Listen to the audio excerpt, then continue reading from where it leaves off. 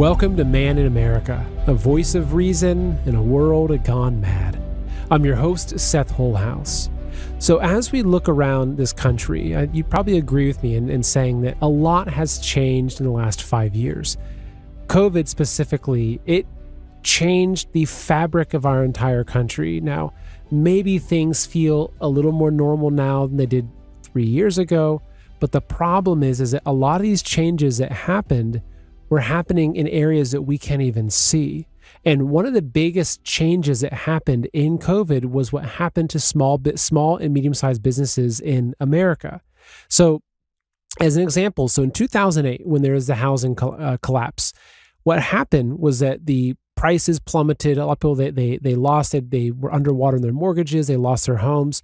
Well, these big banking companies and private equity firms came in and they were able to scoop up a lot of these houses for pennies on the dollar. And a lot of these banks and equity funds got their money from taxpayer dollars. Now, fast forward to COVID, what happened is something very similar, that all of these small businesses that were shut down during COVID, it's like, oh, okay, well, the strip club's open, but your daycare is going to have to close because wear your mask. So you had all these small businesses that weren't able to get through COVID, or they were struggling so much. And then, though, it created the most ripe opportunity for, these giant equity firms and banks to come in and buy up all these small businesses. And so, again, as I mentioned, so things seem pretty normal, but actually, if you look beneath the surface, you'll find out that your local hair salon, or in my example, the two prominent local HVAC companies I was talking to, are owned by the big banks, are owned by private equity. And this is really concerning because we've also seen that, I'm not sure the exact numbers, but I would imagine that a record number of single family homes are not owned by single families. They're owned by corporations. They're owned by hedge funds. They're owned by banks. So what we're seeing happening here in America is this wealth transfer that, for a lot of people in America, they can't even figure out how to pay their bills or put food on the table. They're struggling working 2 or 3 jobs. Yet what's happening is, amidst this, you have these big, massive juggernaut financial companies that are buying up everything, and we don't even know about it. And so my guest today is a woman named Tiffany Cianci, and she's a wonderful, wonderful woman. And it was her own story that launched her into the limelight, because she was running a franchise for a gym for little children, running a beautiful company, a great service to her small area. And everything was well and good until the franchise was bought up by private equity. And she saw exactly what was happening after that. She became very vocal about it. And now these private equity firms have spent millions and millions of dollars to destroy her life, but she keeps fighting. And she is sounding the alarm about what's happening in America. So this is going to be, I think, a very, very important interview to watch. And hopefully you can share it if you've had the same feeling about that I do, because we have to get more people aware of this information. The fact that our country is being bought up and strip mined and sold off to the highest bidder. And unfortunately, at the end of all this, what we're going to find is you look around and we will all own nothing. Just like, the great Klaus Schwab, you will own nothing and be happy. Unfortunately, that's where things are headed. So this is a critical interview. She's, Tiffany's great. She's very high energy. You can tell she's wicked smart. Or maybe not wicked, but maybe angelically smart. I don't know, wicked smart's kind of a dark term, I guess you could say. Anyway, she's highly intelligent. She's great, and she is a fighter. So please enjoy this interview with Tiffany Cianci.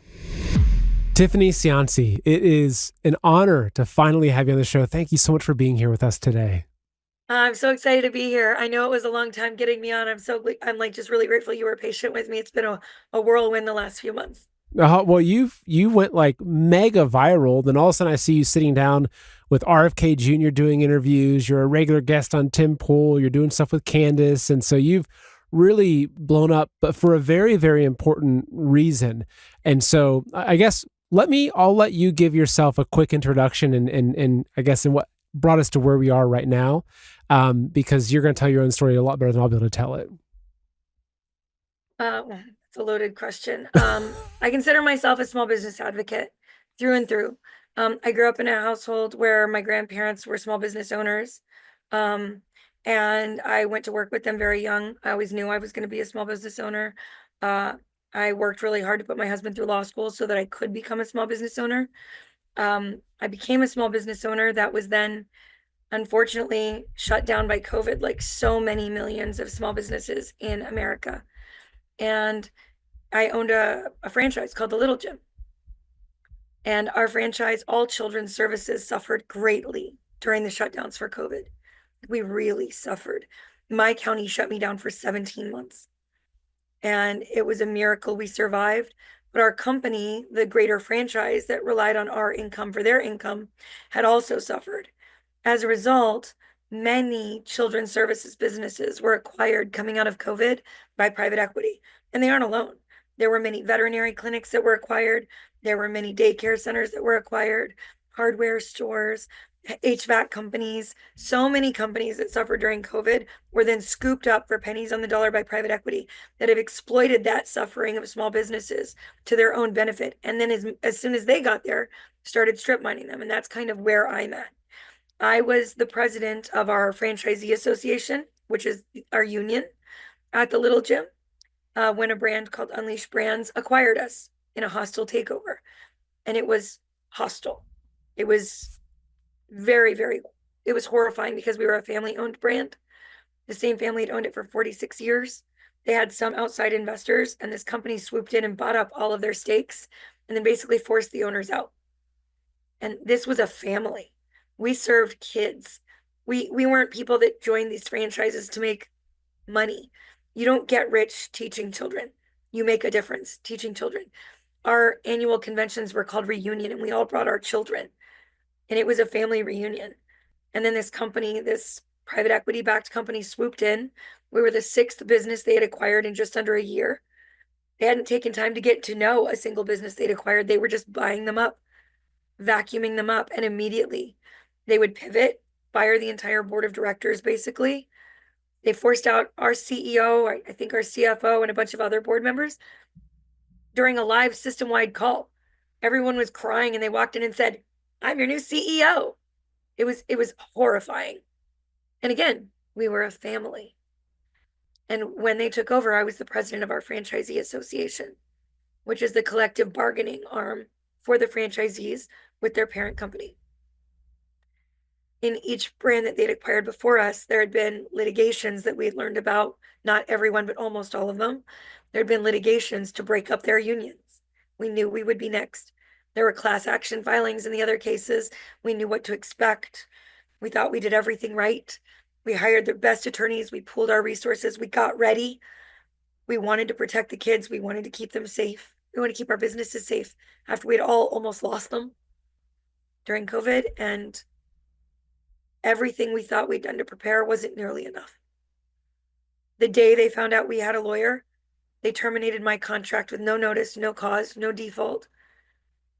It put me on the line to my SBA loans that I had taken out during COVID to survive. I'd been debt-free before that. It put me on the hook to my landlord, who I still had a lease for. And it immediately took me away from the children I serve. Immediately after that, they started targeting all of the members of the association with threats and default letters if they didn't give up their contracts. And this is a playbook that's happening at every small business acquired franchise almost in the United States. Not all of them, but about 95% of them. And they started trying to find ways to extract more wealth, to force them to pay more money. They started forcing them to sign contracts for things they didn't need. And every one of those things they had to buy would come with a kickback to the parent office. These companies had already suffered under COVID. They all took on debt during COVID. They were all barely hanging on. And so I started fighting. I fought very hard. I fought with everything I had, and I'm still fighting today. Gosh, there's a lot to unpack there, but one thing that comes to mind is 2008, right? Where you have, if you take a step back and you look at what happened in 2008, one of the big things that happened was that the home ownership, especially for middle class, it really is, owning a home is one of the most important assets for the middle class because it allows people to have a place to kind of slowly build their wealth, build their assets.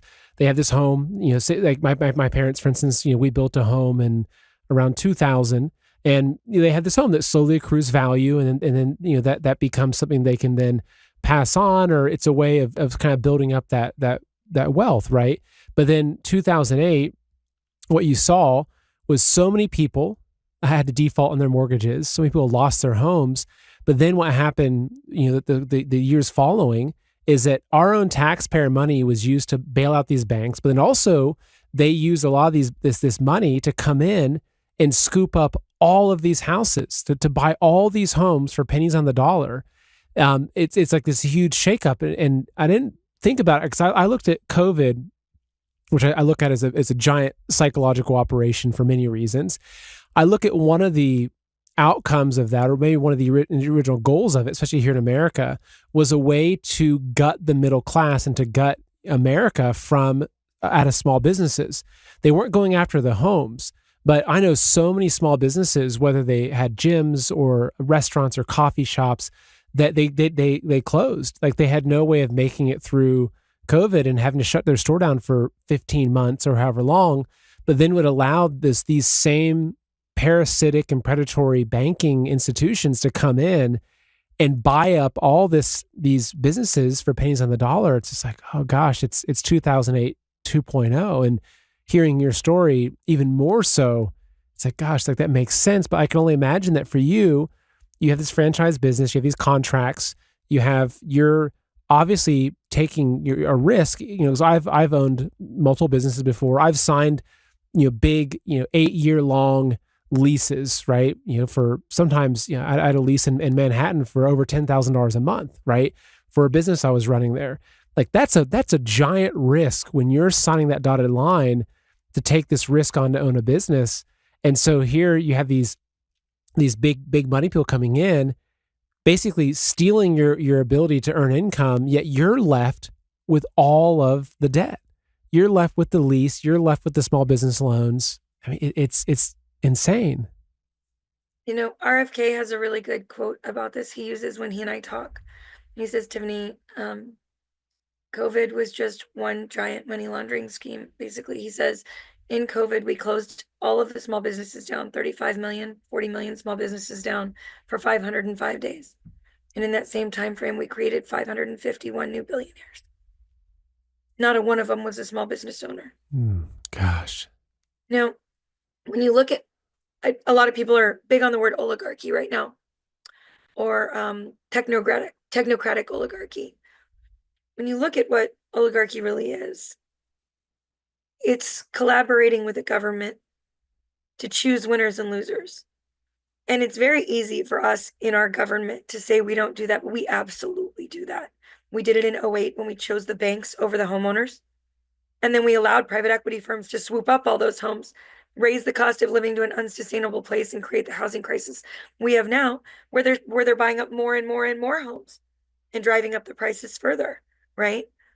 We did it in COVID when we said that Lowe's and Home Depot could be open, but Ace Hardware had to close because they didn't sell lumber. I'm sorry. Why was lumber the distinguishing factor? Yeah, not screws or wire, but lumber.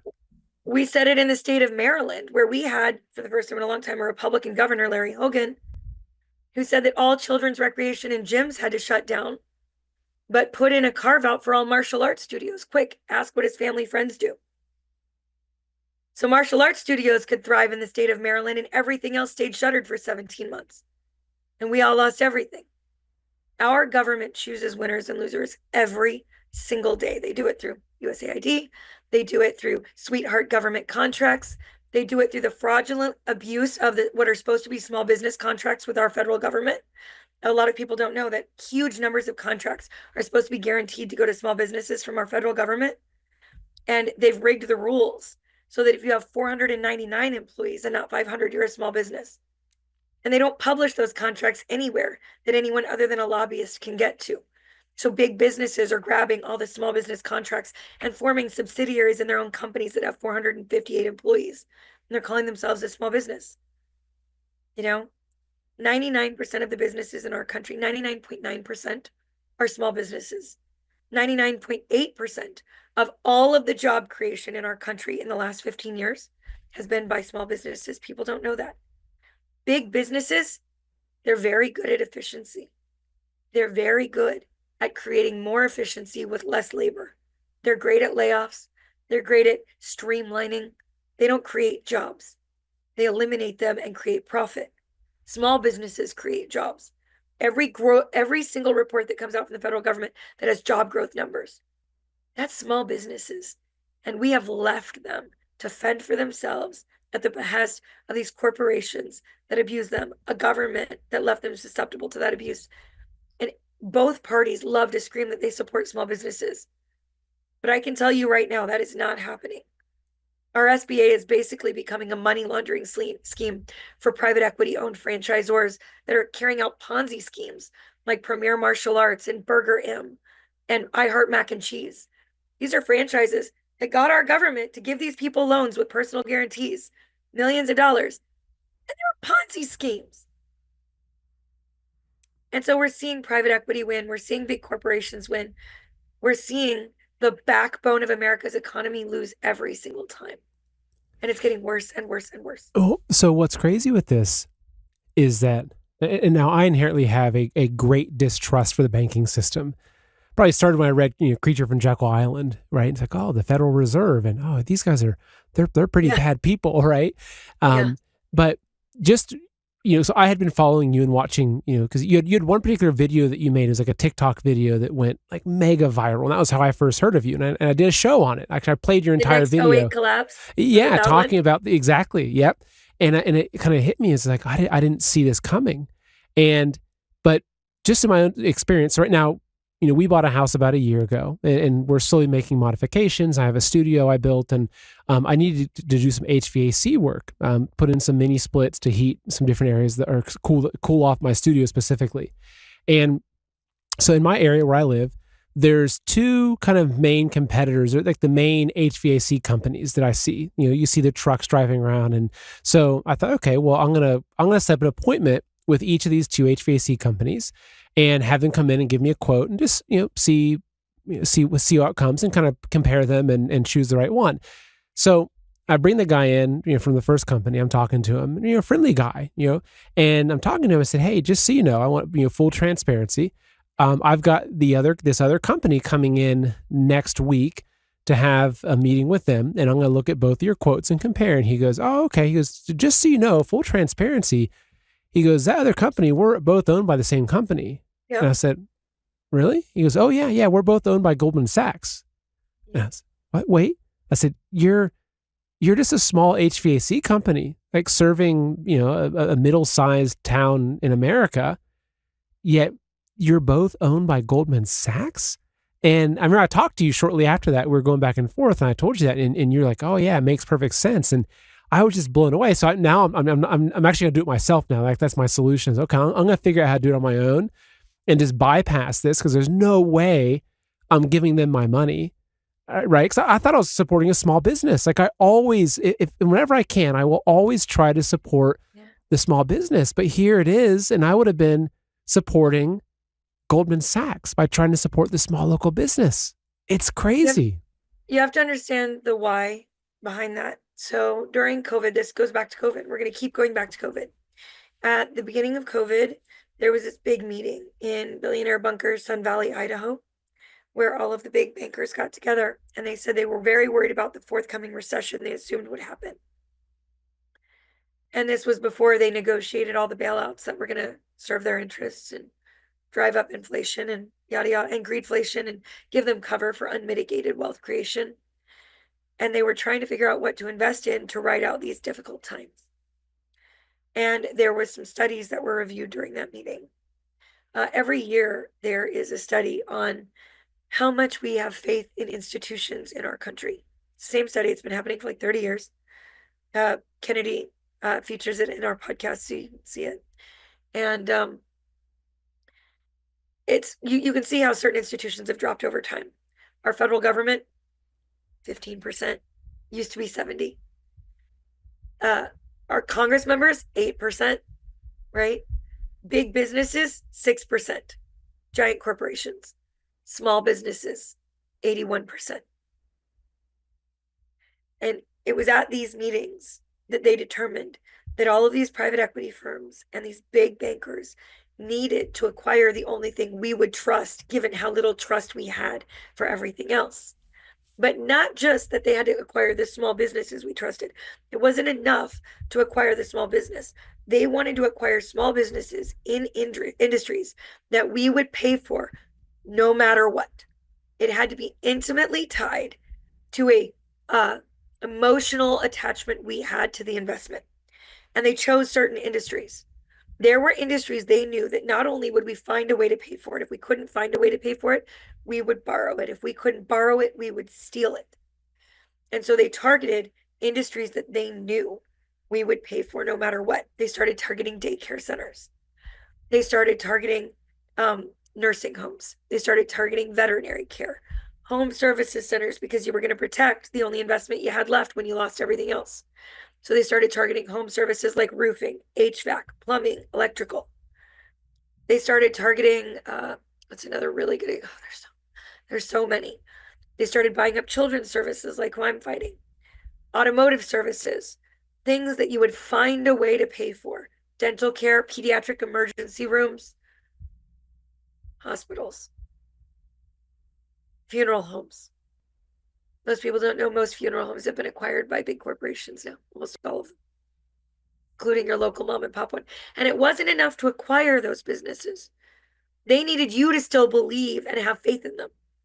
And so what they did was, when they acquired those small businesses, they also acquired the name, image, likeness of the former owners, their logos, and they quietly kept it out front that they were still the same small business serving your community because we're part of your community. Wow. And it was all very intentionally crafted to deceive us into taking money from the real small businesses and giving it to these monopolist, profiteer robber barons that have strip mined the heart and soul out of the economic model and ingenuity that was America. Just crazy, because I can imagine that if I was a small business owner, kind of, let's just imagine I own a small HVAC company that I built over 40 years, and say I had 30 employees and we're the main one in this little region. And, those businesses over time, you can do well. And let's just say I put aside $2 million hypothetically over 30 years of operating this business. And let's just say that someone comes in, this big hedge fund or whatever, they say, look, we love what you're doing in your local area. We want to support you. We want people to still know that your name is behind this, but we're going to come in, we'll offer you $10 million to buy your operation, right? It's like, even if I knew I was selling out to the big bank, it's like, well, they're still going to service the community. Maybe they're going to bring in better technology, and, I'm retiring. It's $10 million. It'd be hard for a lot of people, unless you're really a diehard, like, no, I won't do that. I could see it would be actually really easy for a lot of these business owners to say, gosh, actually that makes sense. And we can really retire now. I mean, but then, yeah, it's just this is just mind blowing to think about this. Take a small step back from that, though. When you and I started, before we started the recording, we were talking about hedge funds buying up name, image, likeness, shows, that kind of thing. And I was recently on Digital Social Hours podcast talking about this exact issue. For the people that didn't want to sell their souls and their communities, they just found another way. They would send in a broker that would say they were going to operate it. And they would hold it for 24 hours and then transfer it to the big corporation. So that broker could have been some other small person. When I advise small businesses or podcasters or even athletes, I regularly speak at like the NFL union meetings, stuff like that. When I talk to them about the value of their name, image, likeness, or the company they have built, I don't tell them to put a number on that value. I ask them to put a number on destroying their name, on everything they'd ever built, and leaving them as the monster that created what became something that hurt somebody down the road. Okay? Because they're going to buy your name, image, likeness, and they're going to sell it to someone else because they own it now. You don't have to approve that when it transfers. You should never assume you're negotiating with the person sitting across from you. Let's say the person you're negotiating with, you feel like is a kindred spirit that you can't wait to see carry your name into the future. Awesome. How great for you. You always have to worry about who they're going to sell it to next and assume that that person is the devil himself. And especially where it includes hedge funds and private equity. Private equity creates a fund to buy everything. And that fund only has a limited shelf life. So anytime that the private equity firm creates a new fund. Let's say it's $100 million fund. They put all these pensions in there and they borrow 90 million of it, and they're going to create returns. They have to close out that fund by the end of 8 years or 10 years or 12 years, whatever they choose, which means that everything they buy at the beginning of that fund has to be sold by the end of that fund. Nothing lasts. And God help you if the next one is worse than the last one. Okay? I'm going to give you a good example. I'm just going to say it. There is a private equity firm that actually does really good work. Okay? Every single time that I go and argue on Capitol Hill that we need protections, the franchisees of these 3 firms show up and go, "We love our private equity." What's she talking about? Nothing But Cakes, Tropical Smoothie Cafe was saved by private equity. Fast Signs, the firm that bought them, very good people, and their franchisees defend them, but their funds close out. The Tropical Smoothie Cafe was just sold to Blackstone. It has to close out. It has to go somewhere. You have to imagine the next person that owns it is going to be Satan himself. And you better make sure it's worth whatever you get. Because everything you've built will rely on that person or the one after them. And they don't hold all these for 9 or 10 years. The average length of a hold is between 12 and 36 months. They're trading them like Pokemon cards. You can't even get to know a company, but you can exploit the hell out of it. Sorry, can I say that? Yeah, that's okay. That's okay. Well, it's almost like I'm thinking, like, let's just say that you own a house, and say you've spent 50 years building this beautiful home, and you've got your gardens, and it was this passion project. And say someone comes in, they say, "Look, I want to buy your house. I love your house. I love your gardens. I love what you've done. I can't wait to raise my kids in here the same way you have." And you have this emotional connection. You sell your house, they flip it 2 months later to someone else that comes in, and they demolish everything and they put in a strip mall. It's kind of the same thing. So what's the bigger picture of this? Like, this is, because I'm imagining, I'm looking at, kind of where our country's at. And there's this whole movement of making America great again and saving our country, and God bless America. Let's go back to our 1776 roots. But what I'm seeing, though, is that, yeah, there's a lot of fanfare for that. There's a lot of movement initiatives and everything. But who's actually doing anything? But like, if you strip it back, what you see is that, like, from this, you look at the housing market, now small businesses, that what's happening is that you have the greatest wealth transfer of the history of mankind, probably. What's happening, especially here in America, is that everything is like, we're being strip mined. Like, and you go look at a strip mine, what's it look like? What's it do to the nature there? What's it do to the forest? What's it do to the ecosystem? What it destroys happens to the community after it's done? What happens when it's emptied and there's nothing left to take? Yeah. Our system, it is not easy for me to say this because I am a patriotic individual. I love my country. I've traveled enough to have seen countries that I would not love to live in. I love my country. But our country has, at several instances in its past, allowed corruption to corrupt absolutely. And we saw it in the 1920s with the robber barons and the massive wealth consolidation. And it took the correction of the 1930s and the Sherman Antitrust Acts and the Robinson-Patman Act. And it took a very brave generation of prosecutors that were willing to challenge money and risk their future careers to break up those corporations and create the largest regeneration and growth of economy and wealth in world history.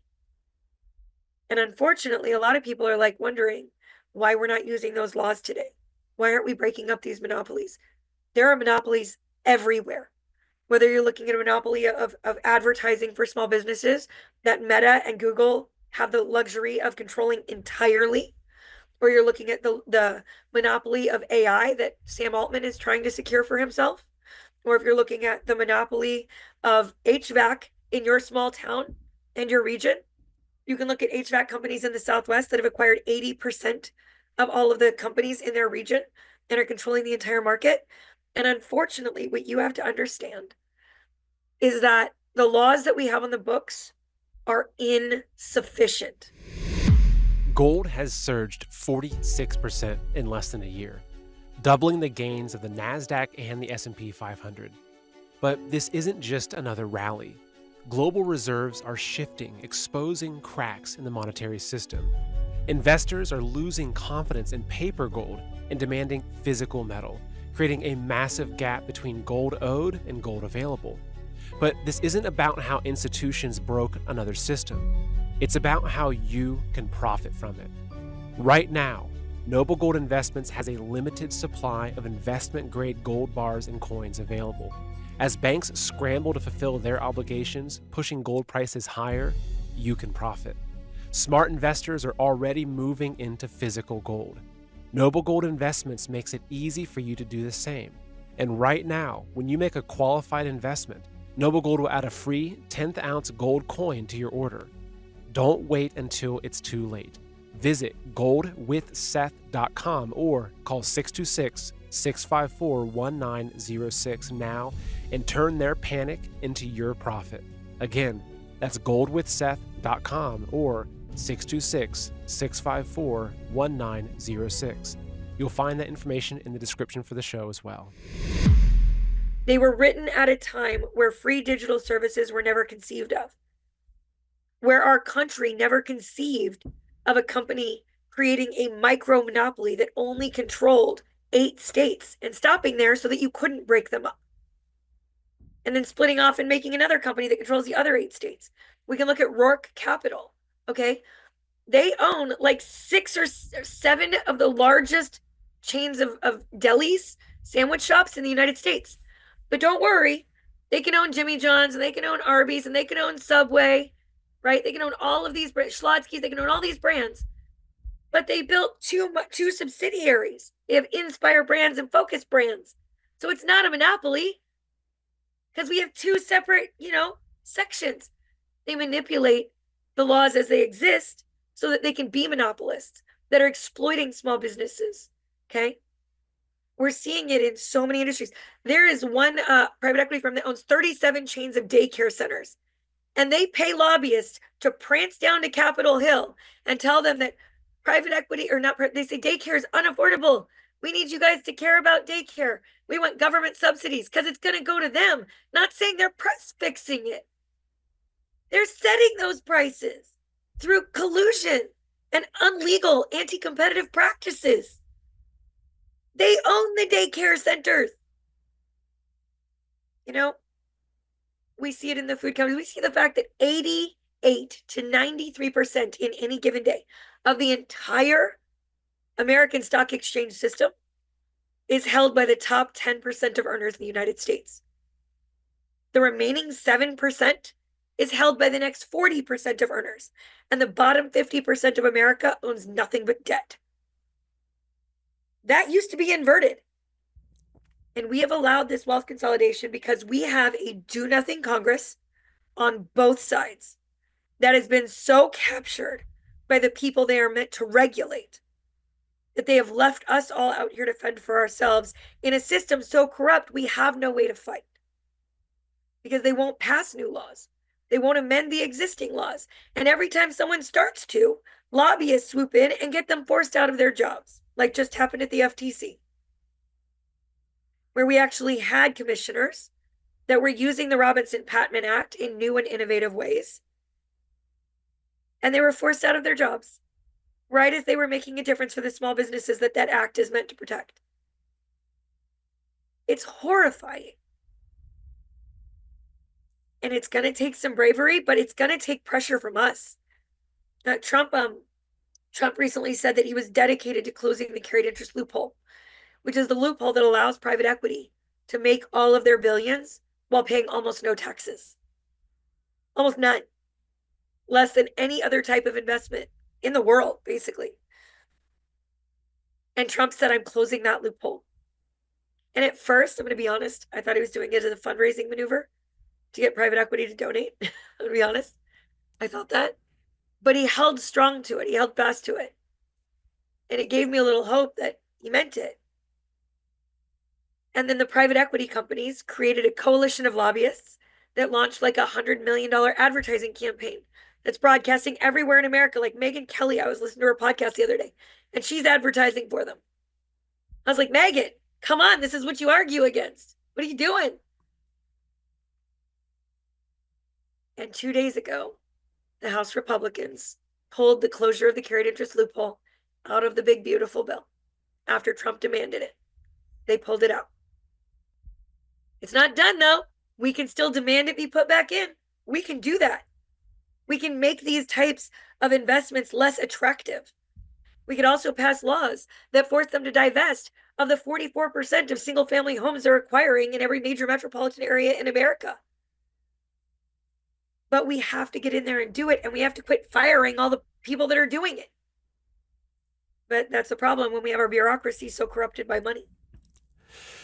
So basically, we're at this stage in this country where the banking industry, which is, it's very pyramidal, that's the right word, pyramid-like in its structure. It must be like, you imagine the dollar bill and the Eye of Horus and all those kinds of things, right? That's okay. And so you have this banking, it's like an octopus or some sort of creature that has a hydra. Yeah, it's got like 1,000 heads. You cut one off and two appear. Yep. That what you have happening though is that what's the American dream? Well, the American dream, I'd say, of 50 years ago was that you could be a painter. You could have a small painting company, right? You paint houses or exterior, interior painting. Maybe you've got 5 employees. It's enough that you can own your own house, you own your own business, you can have the white picket fence.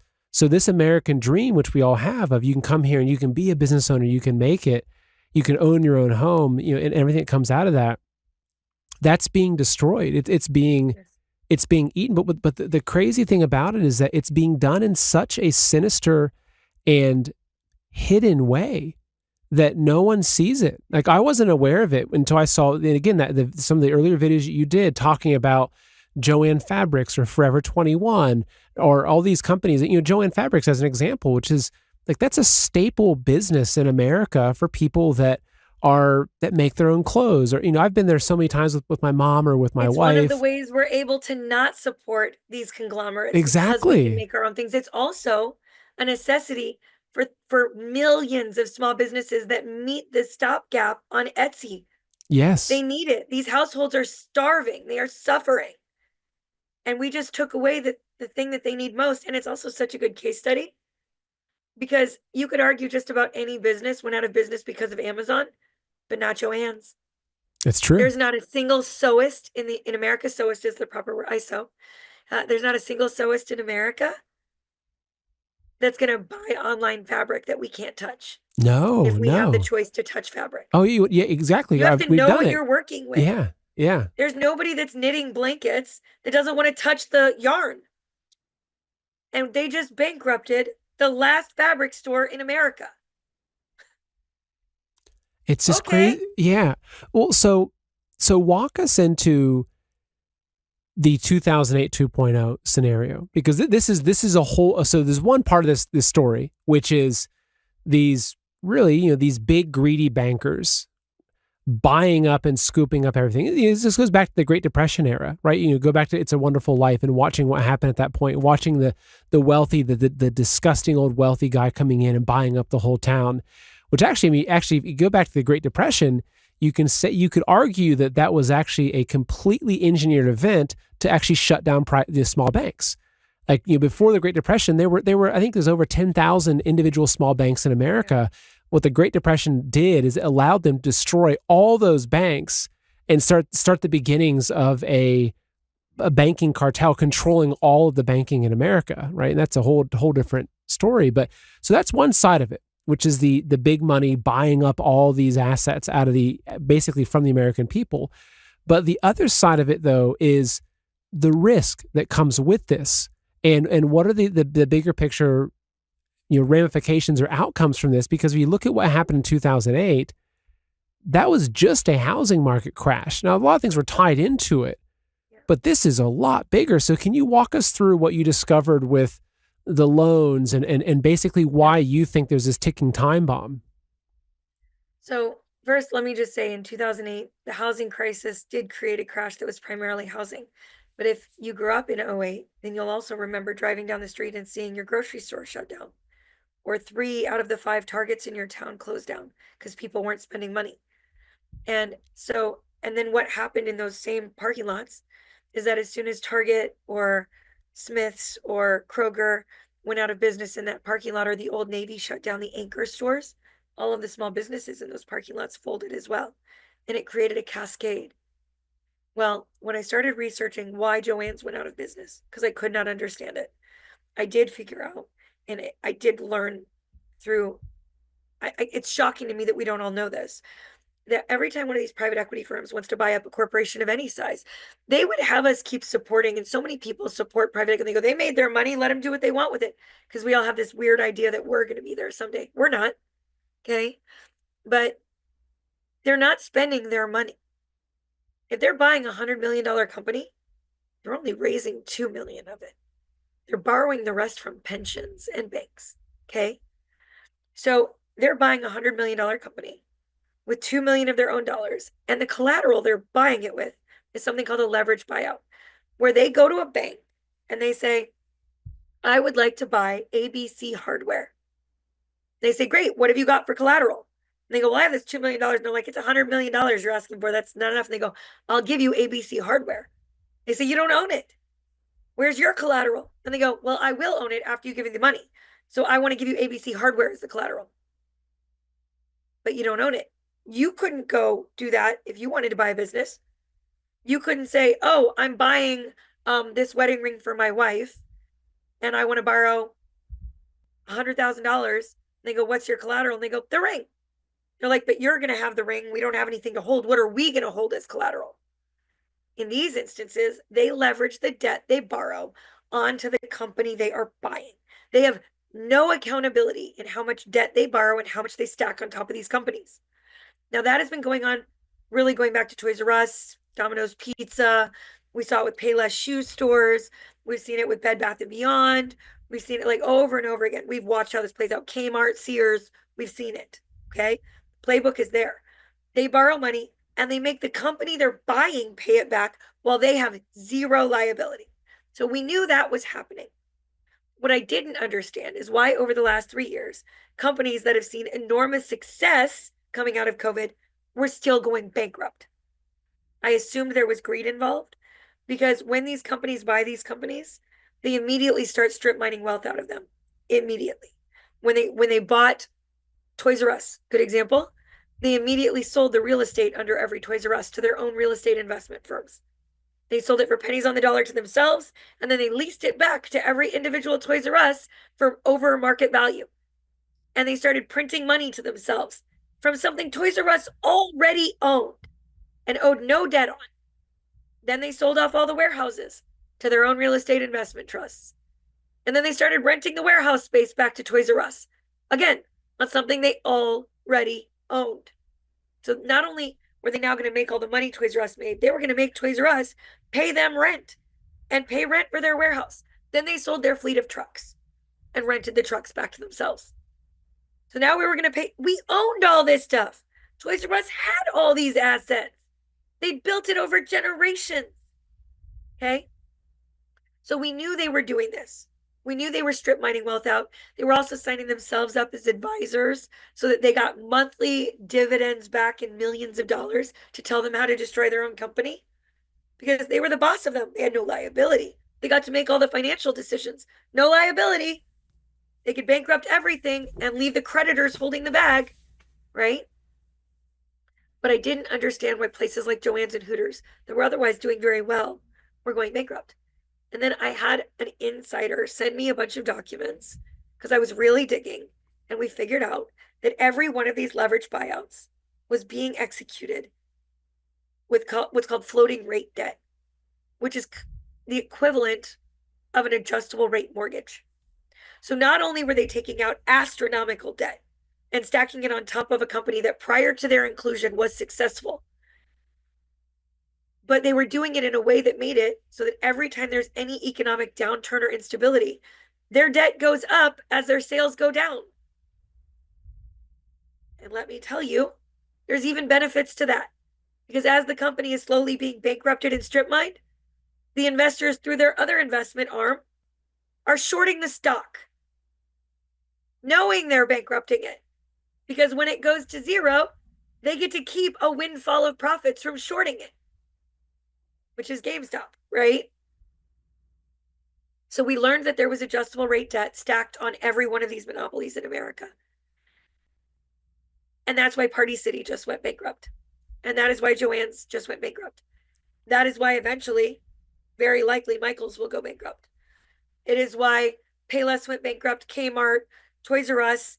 It is why Red Lobster went bankrupt.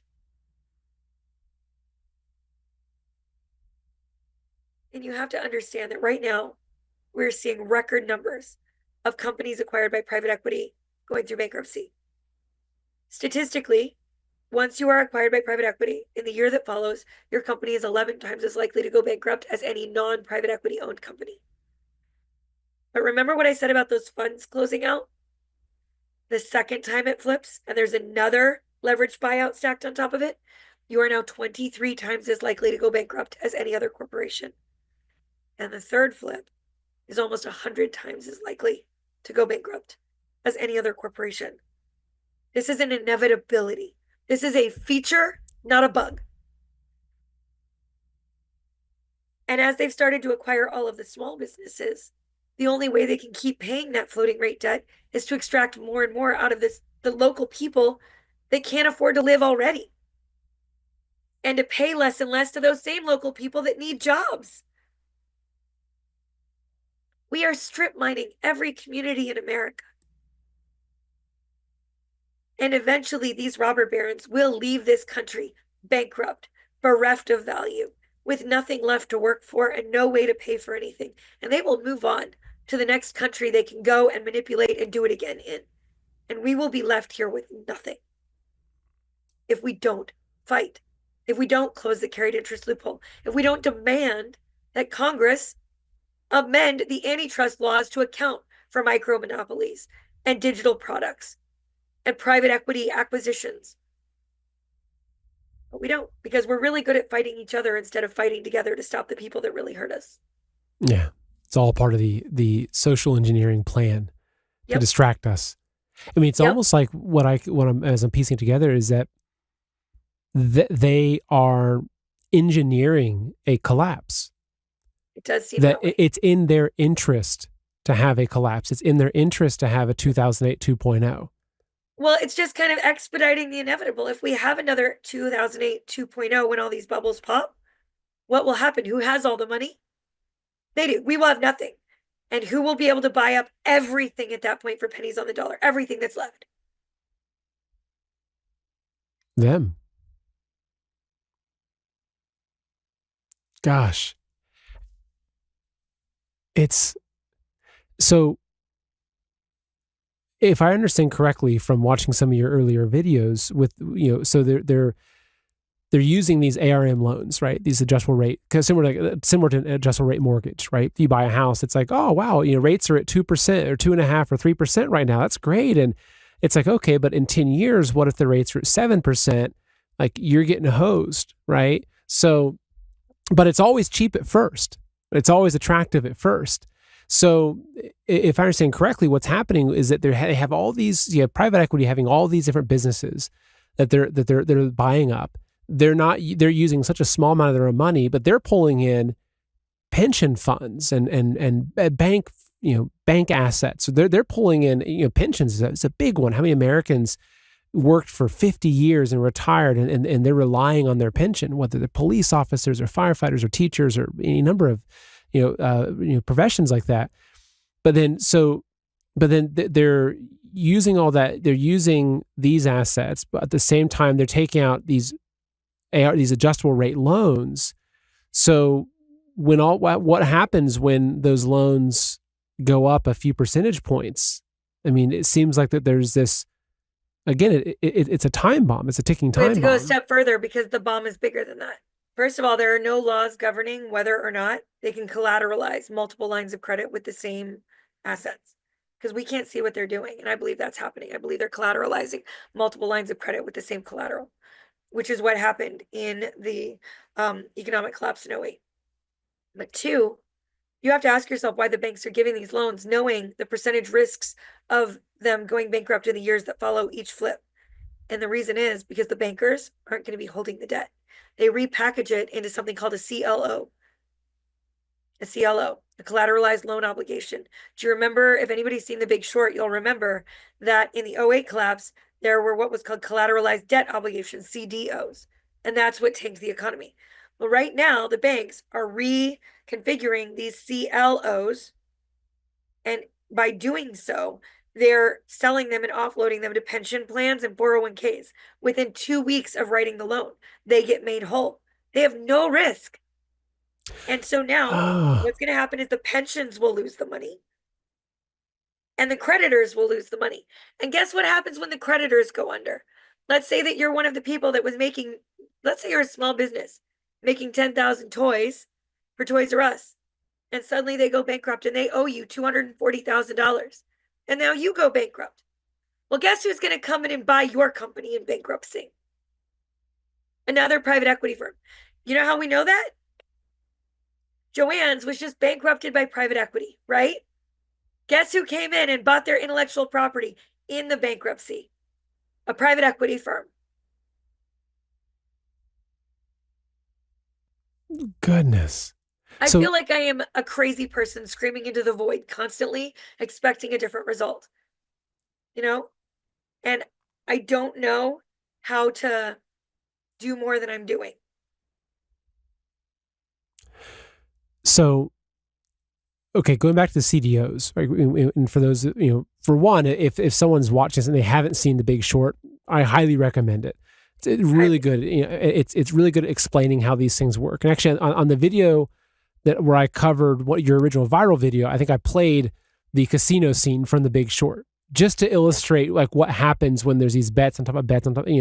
How they can create this multiple quadrillion derivatives industry and everything. It's all kind of bonkers. But what I'm saying with this is, so they're taking all these different loans, which they know are going to be bad, right? They know that in a couple of years these loans are going to be going up. They're going to wreck everything. But they're taking these loans, they're packaging them together as CLOs. So they're taking, similar to the CDOs, right? They would take, like, say they take 100 mortgages, which were high risk mortgages, no income verification, all different things that would say, okay, poor credit scores. These are terrible mortgages. You would never hold this mortgage as a debt and feel comfortable with it. But they package them all up, get the ratings agencies to say, oh yeah, these are AAA, right? These packaged mortgages, these CDOs, and then they can then sell those. But so what's happening now, it's not just the housing industry, it's private equity, it's small business, medium-sized business, but they're taking those, and instead of them kind of being owned by the banking industry, which is then bailed out by taxpayers' dollars, which is probably planned ahead of time for 2008, they're actually taking these and they're then reselling these to the pension funds, and they're basically they're taking this bad debt and they're selling it back to the American people. So when the time is up, it's the American people that actually, like, Exactly. everyone always jokes about you'll own nothing and be happy, and it's like, oh yeah, okay, the Oh globalists, like, yeah, you'll own okay. nothing and be happy. No, Like, that's really what's happening. this is what's happening. My goodness. My son was 7 last year when I had like a micro viral video. It was a very niche viral video, it was short. And we were watching the Lego movie. If you've never seen the Lego movie, I saw there's it. It's a fun a movie. special named Emmett, and then there's Octan Corporation. And the police have Emmett, the special, who's just a regular construction worker, blissfully unaware, spending his expensive coffee money and buying sausages and doing the things that the Octan tells them to do. And he's in the police's chair and he goes, President Business is going to destroy the world in 3 days. And he goes, what? President Business is a great guy. And Octan, great stuff. He's like, they make like history books and school curriculum and all surveillance systems and all voting machines. And wait a minute. And you have this moment. And my daughter goes, Mom, Octan's private equity. And she was 11 at the time. And then my son, and I happen to be recording me making something when all of this happens. My son goes, yeah, it's like the warning on monopoly. He couldn't say the word. It was very cute. Monopoly. And I'm like, and my daughter goes, what do you mean? And he goes, monopoly is a warning. And I said, that's right, buddy. What's the warning? And he goes, that when somebody buys all the stuff, nobody else will own any of the stuff. And I said, and he goes, and then someone will have all the money and everyone else will have none. Monopoly was made as a board game to warn us against unfettered capitalism. It is not to say I don't believe in free market capitalism. It is still the best economic engine that has ever existed in human history. But it is a math problem. And that math problem is deeply perfect in its execution. That is the most productivity, the most wealth creation, unlimited growth with limited resources. Eventually, those two things collide. Okay. And their goal is always going to be the close. Nobody likes it. Nobody likes it when I say it. But the perfect execution of capitalism is as close to slavery as you can get. Unlimited growth and wealth creation with absolutely little output as possible for the cost of that wealth creation in labor, overhead, expenses. And when you control the entire system, it's much easier to manipulate. That is why, as a society, it is a duty upon our regulators, whether we like it or not, to temper the greed and passions of the human condition to make sure that it is still fair. It is still open. It is still transparent. It is not exploitative or abusive. And we have failed in that endeavor for the last 25 to 30 years. And we are paying that price, and the cost is going to get higher unless we do something. Now, I have sat down with the most libertarian elected officials on God's green earth and talked to them about free market capitalism. And I have yet to find one that didn't walk away from a conversation with me when I brought proof and say we need regulations. Not one. We have lobbied regulations onto small businesses to make it harder for them to compete with big business, and stripped all regulation of big businesses, acting like they can somehow regulate themselves. That is backwards. We should be lifting regulation at the bottom and increasing regulation at the top. I had a meeting with Rick Harrison from Pawn Stars, and he and I had a really good conversation about that just a couple weeks ago. They make it impossible for small businesses, and in the rare instances where small businesses are likely to be disruptive or to create anything, they have created roadblocks along the way to ensure that they can stop it through lawfare or through interception and exploitation. There is a reason that Microsoft, Google, and Apple are funding every college think tank in America. That way, every disruptive invention that is being created in any university in America has had a building funded by Google, and each kid, when they got their funding for their project, signed their contract, not realizing what they were signing. They came with an arbitration agreement and a guarantee of granting that IP to Microsoft, Google, or Apple, or some horrible sub-defense contractor, so that either they can stop the disruptive technology from ever hitting the market and competing with them, or they can integrate it into their own to increase their market share. It's why we're not seeing anything truly innovative anymore, because they're capturing it before we can learn it exists. Now, what about podcasts? Because when I hear you talking about how they've strategically targeted these industries that have a high trust, right? Because I remember looking at a show recently, or maybe a few months ago, on Big Pharma, and how Big Pharma trust went from 80% to 10% or something like that. Rightfully so. But podcasts are one of the few areas I'd say that people feel like in general that they're getting true information, right? Like, you and I don't have an agenda. I didn't bring you on and say, okay, Tiffany, here's our talking points.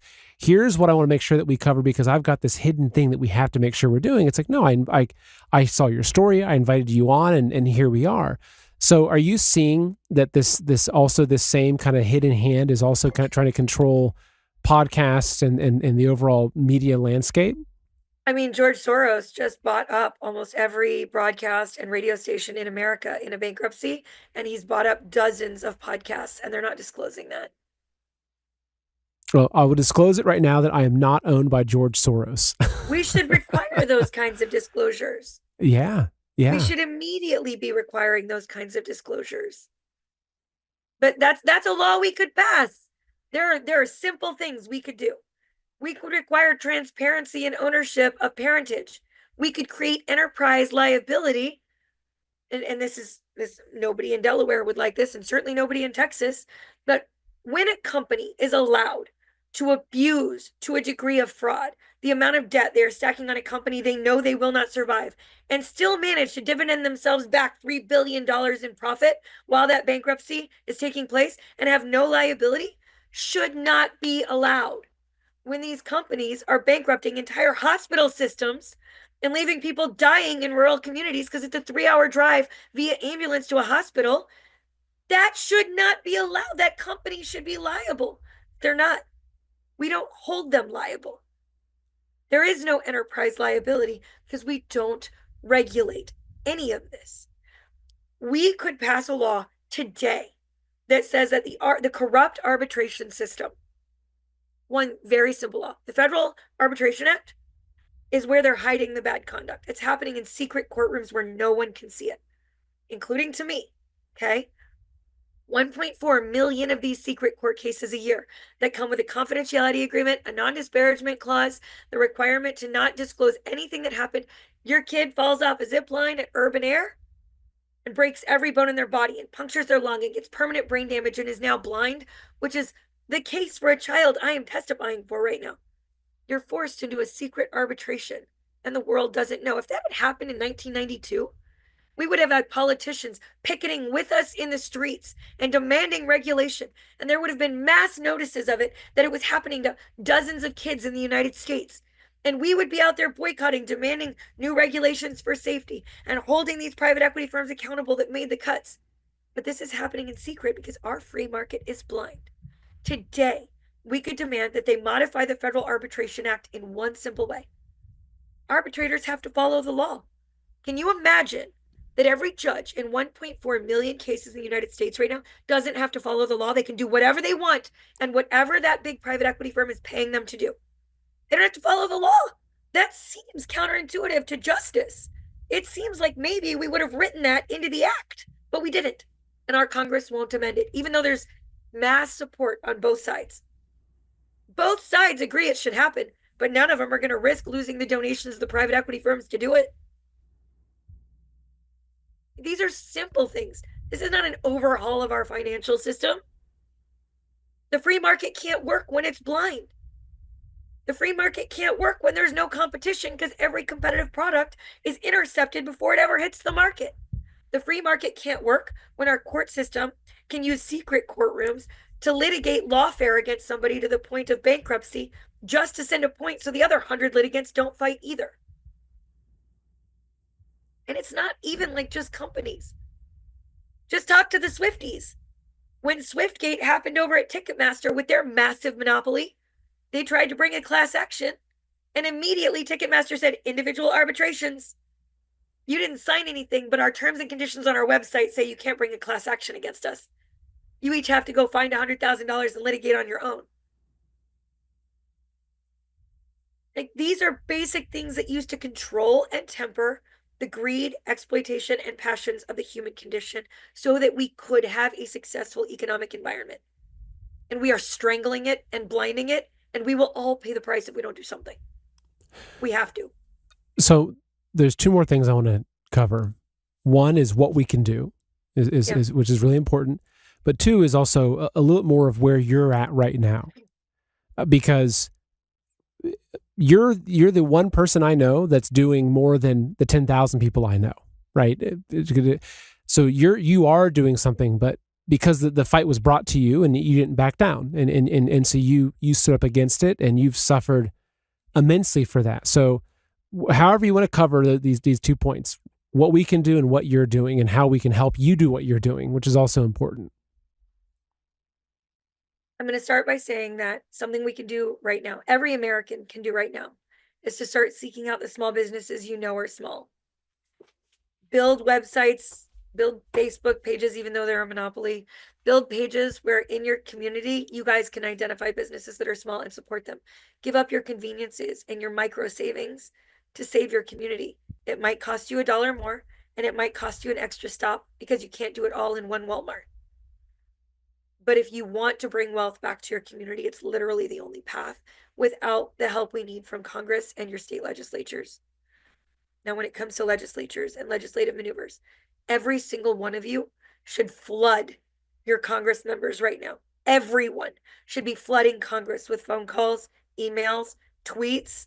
You should be, and President Trump demanding that carried interest loophole be closed. He was committed, and the cowards in the House have pulled it out because their donors demanded it. They're not serving you. They're not.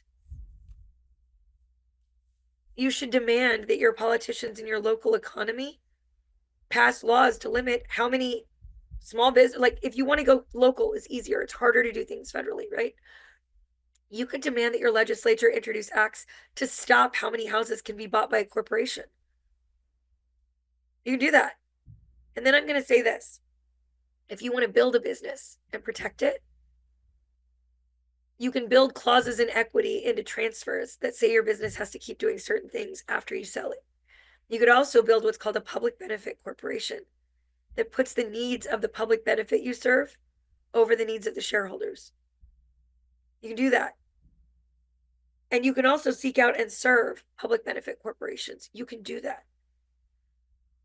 But you need to demand immediately that our government start serving us. And I've got to be honest, it's going to be an uncomfortable transition if we actually want to get there, because it's going to require voting out incumbents in both parties, because their decision making is a very simple calculus.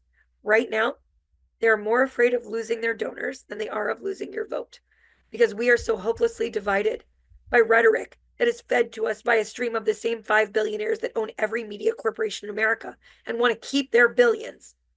We are so hopelessly divided that we vote however we are told. And that allows them to keep voting for billionaires instead of you. We need to vote out incumbents immediately on both sides. And that's not comfortable. But if they're not going to serve you, they should be more afraid of you. And they're not. When it comes to me, they've spent millions and millions and millions of dollars. That's not an exaggeration. That's real money to destroy my life. I was a teacher in a tiny mountain town teaching special needs children music. More than 60 children took their first steps despite their delays and their physical limitations in my facility. Dozens of children said their first words in my class after being nonverbal for endless periods of time. And because I had the audacity to try to protect and keep those kids safe from the cuts these private equity firms were forcing us to make, I have paid with my life. I have paid with my daughter. I have paid with my future. I've paid with my kids' college funds. I've paid with my retirement accounts we liquidated. I've paid with the equity we took out of our home to pay the lawyers. And it's easy to say I'm the only one out here fighting. Because of these secret arbitrations, other people that would like to fight can't. The contracts they signed allow them to be sued if they speak. Like, you have to understand that it only happens through a change of law that we can fix that. For instance, it was only 5 or 6 years ago that a franchise just like mine that was acquired by private equity, Massage Envy, also based out of Arizona, just like the one I'm fighting, that housed their contract law in Arizona because it has horrible laws that don't protect consumers.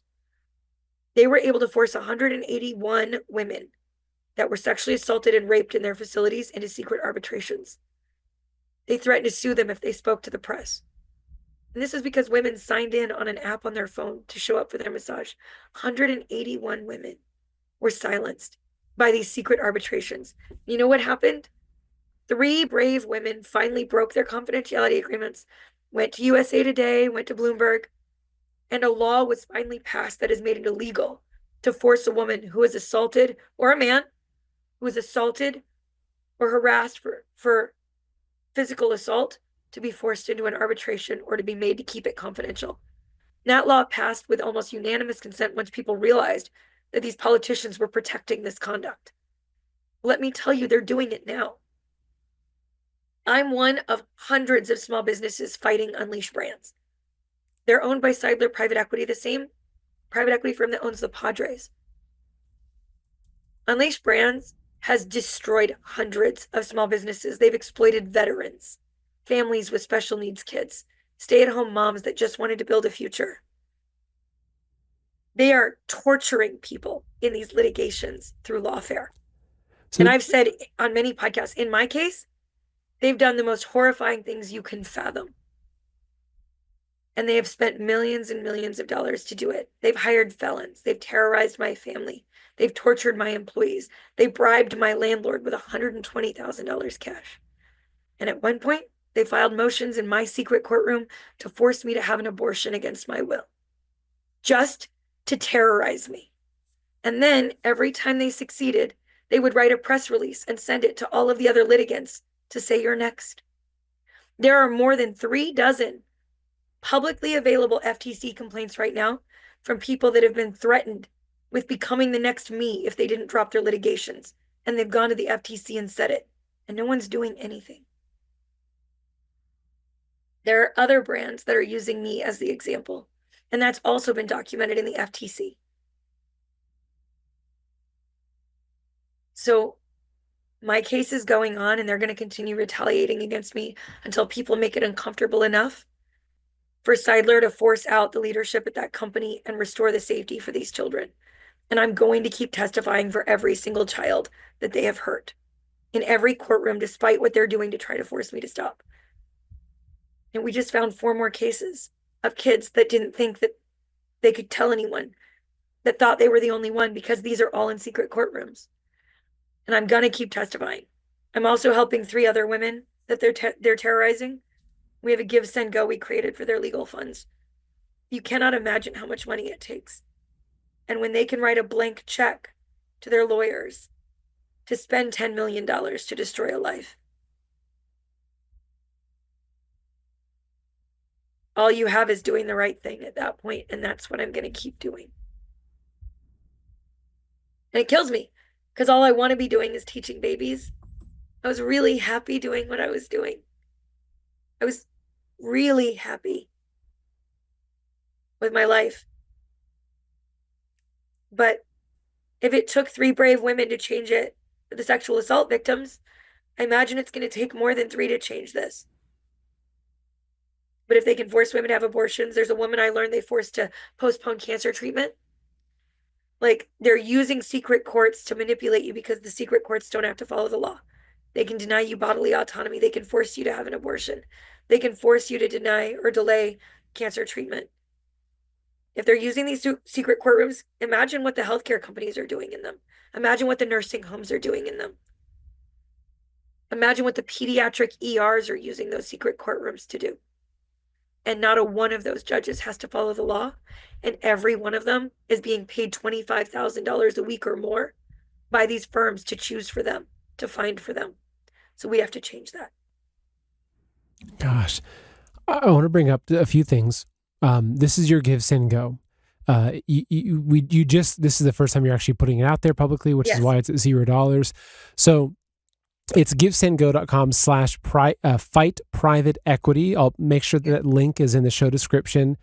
I encourage everyone who's watching, first off, share this interview. That's the easiest thing. It costs nothing, because that's what's most important, is the power of we the people. But we the people have to be united around a common idea, which has to be disseminated, which is why I do this podcast, is to get this information out to the masses as best as I can.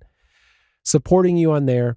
I want to also bring up this website. So this is the private equity company, right? So is it Little Jim right here? Is this the... That's what I owned. Yeah. So this is you come here, and let's just say that I owned a youth camp or something like that. And these guys showed up, say, hey, we want to buy your, we believe in what you're doing. We want to buy your company and take it to the next level. I come to this website and I'd be like, wow, this is great. Wow, serving moms and families. Wow, they've certainly served you plenty of legal papers. They have. They should put your picture there, serving moms. Yeah, we've served Tiffany, all these different documents. But They tried to serve me yesterday. crazy. You look at this and you think, wow, this is wonderful. This is great. But to think that what's actually happening is that this is just a front. It might as well be a front for a criminal cartel. It's that's not a laundry. That's not a laundromat. If you scroll down just a little bit so I can see all the brands. So for those of you that don't know, Premier Martial Arts at the bottom left-hand corner, that was a Ponzi scheme. Literally, they had no proof of concept, and they used that intellectual property and that brand to defraud 700 territories worth of business owners out of their life savings and their retirements. They filed a class action, hundreds of them filed a class action RICO filing in Tennessee, and they were forced into secret arbitrations because they filed RICO charges for cartel-like behavior. We have recordings of this company saying they knew that they were defrauding people, that they were lying to these investors, that were taking their retirement accounts and trying to plan for a better life. They were promising them huge returns on absentee business models. And it was all fake. It was a fabrication, right?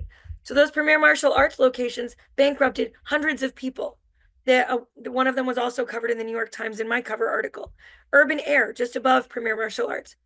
That company is a big money maker for them.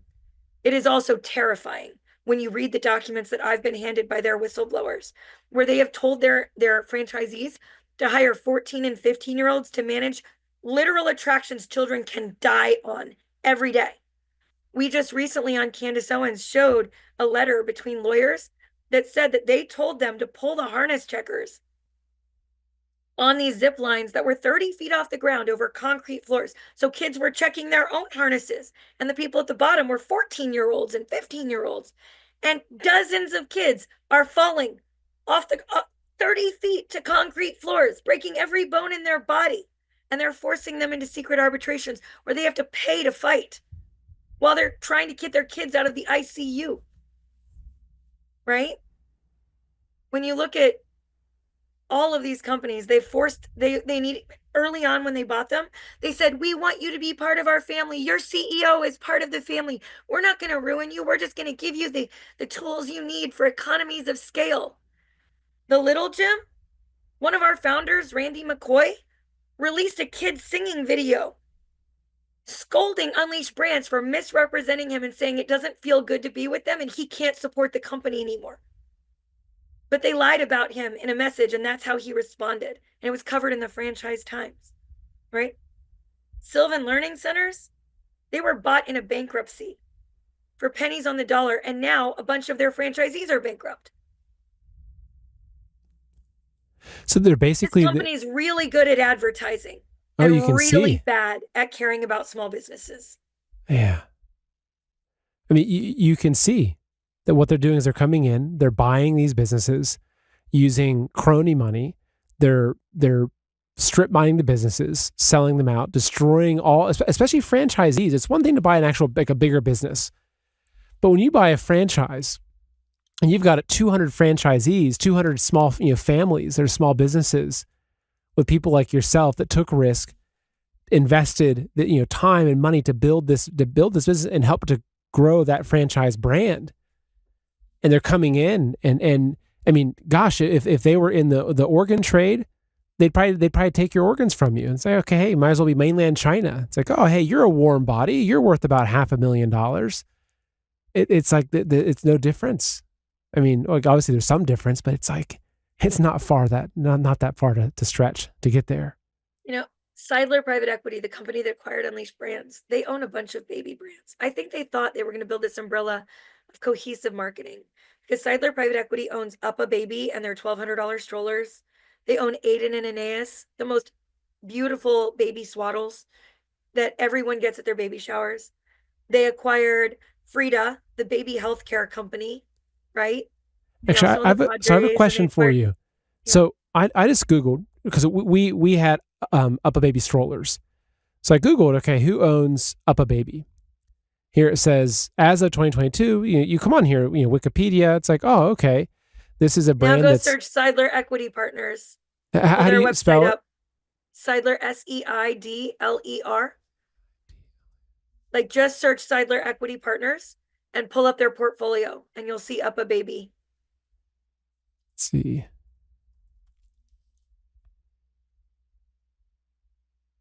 Go to maybe partnerships. I don't know. I haven't been on their website in a while. Yeah. There you go. Okay, quick crack car washes. Up a Baby is right there. See it? Wow. Unleashed Brands. You can't see what's happened. They hide it. Frida is to give healthcare to babies. Right? Up a Baby is baby strollers. Aiden and Aeneas was supposed to be how you wrapped your baby in love. These are companies I have supported, I have bought products from. Oh, I And then bought. they buy a company like Unleash Brands that exploits children and hurts children and exploits small businesses freshly picked. That's a company that makes the most expensive baby moccasins and shoes and baby diaper bags in America.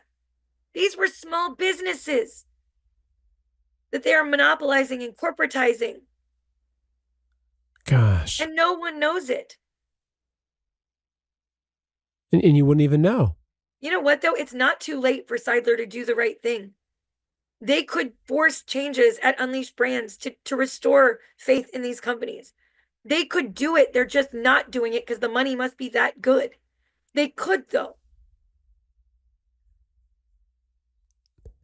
Yeah. Well, so here's the team. Here's the USA team and the Australia team. Yeah. I mean, obviously. I don't believe they acquired Unleashed Brands knowing what they were doing to small businesses. Yeah. They haven't done anything to stop them. They haven't done anything to help us or to save us. You think I want to keep coming on these podcasts talking about them? There are 100 private equity stories a week that need to come out. I don't have to do this. They keep me here. They terrorize me. I think we're at maybe 8 cases they filed against me, or 8 separate causes of action, maybe in 3 different jurisdictions. Maybe 5 different courts now we're in, or 6 different courts. Nobody can survive it. And all because why? Because I have the files that show they're hurting kids on zip lines.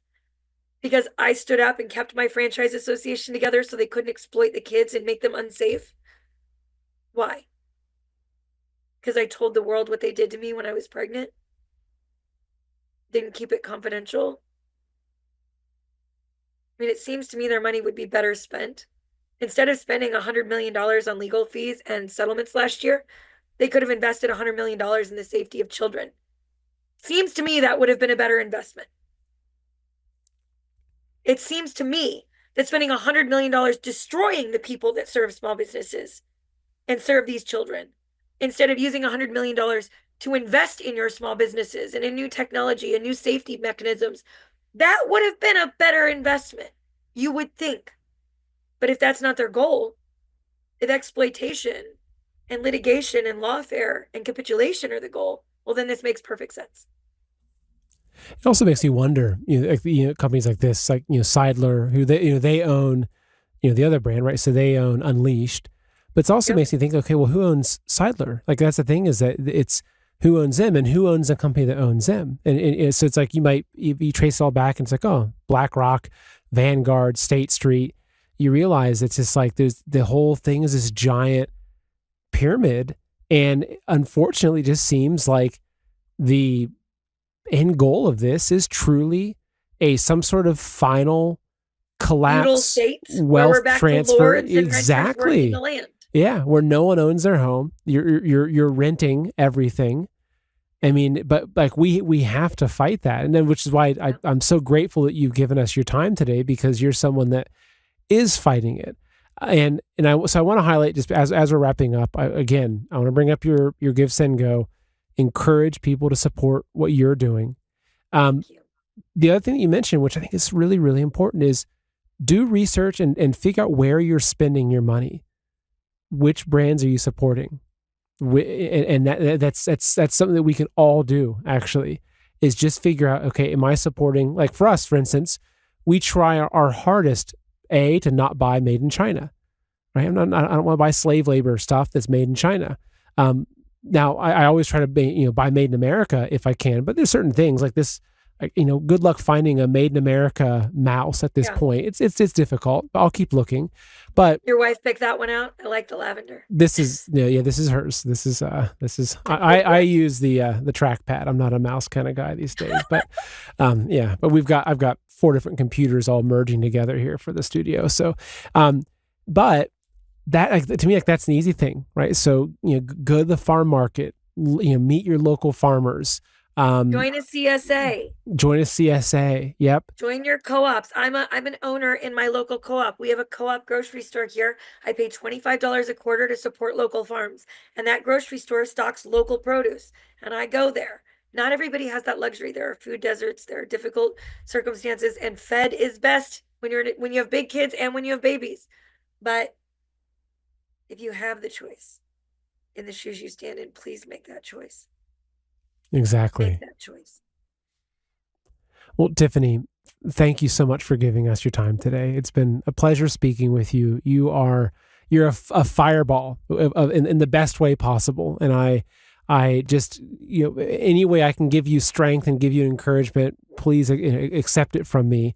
And I thank you for doing what you're doing, but also thank you for putting yourself out there. Because look, as someone that has, like, I say things that most people would only say behind an anonymous profile on Twitter. But I've chosen to do that, right? Like, it's like, okay, this is me. Like, I'm putting myself on the line. This is my face. You're the same. You're not just someone hiding behind a social profile, which some people, they have to, remain anonymous for job. And I'm not kind of bashing that, but you're on the forefront of this. You're out there, you're doing the interviews. And I'm grateful that you've been able to catch this viral wave, that you're hitting these big podcasts, because we have to get this information out to more people. And so thank you again for doing everything that you're doing. I hope everybody, if you guys want to know more about private equity, come follow me. I'm Tiffany Cianci on TikTok and YouTube, and I'm the Vino Mom on X and Instagram. And also, your website, tiffanycianci.com, which I'll put this in the description. So people can come here, they can sign up to your email list. You can just watch all of my podcasts there, all of my appearances there. Exactly. Yep. There you go. Even this podcast will be on there soon. So yes, it will. Great. Well, Tiffany, thank you again. It's been such a pleasure speaking with you, and I'm sure we'll do more of these shows together. Thank you for giving us your time. I was so glad to be on. Thank you. Do you keep hearing more cases of your friends and family getting a life-threatening diagnosis of cancer? Or perhaps it's even happened to you? Well, the unfortunate reality is that turbo cancer is now a worldwide epidemic. But the question we should all be asking is, what can I do about it? Well, the good news is that there are therapies that are working and proven in thousands of clinical studies. So one study on PubMed found that breast cancer's growth rate dropped by 40% in only 24 hours after using red light therapy. Another study on prostate cancer found that 49% of the over 400 male participants went into remission with just one red light therapy session. A lymphoma cancer pilot study showed that 3 out of 3 of the patients became cancer-free. It sounds unbelievable, but it's true. And you can discover all this information and more in a special training program from investigative medical journalist Jonathan Otto, who will show you how you can use red light, including the specific wavelengths as proven by studies, for all different types of cancer, as well as tinnitus, weight loss, wrinkles, acne, dementia, cognitive function, depression, anxiety, long COVID, jab injuries, stem cell regeneration, lower back pain, sciatica, the whole array of autoimmune diseases, including thyroid disease, arthritis, lupus, and gut disorders, and so much more. In fact, you can get your own in-home red light therapy device risk-free, as you're completely covered by a 60-day money-back guarantee and a 3-year warranty. On top of that, we've got financing options so you can get it now and pay later. And the best thing, folks, is that this technology has become amazingly affordable. It's way less than you'd expect, with the smaller units costing only a couple $100. So just go to myredlight.com to make sure you don't miss out this free special training program and claim the extremely limited time bonus gifts and discounts, which include an additional 10% off with the coupon code SETH. Again, go to myredlight.com to get access to the free training. And if you make a purchase, make sure you use a promo code SETH, that's SETH, to get an additional 10% off the already heavily discounted red light therapy products.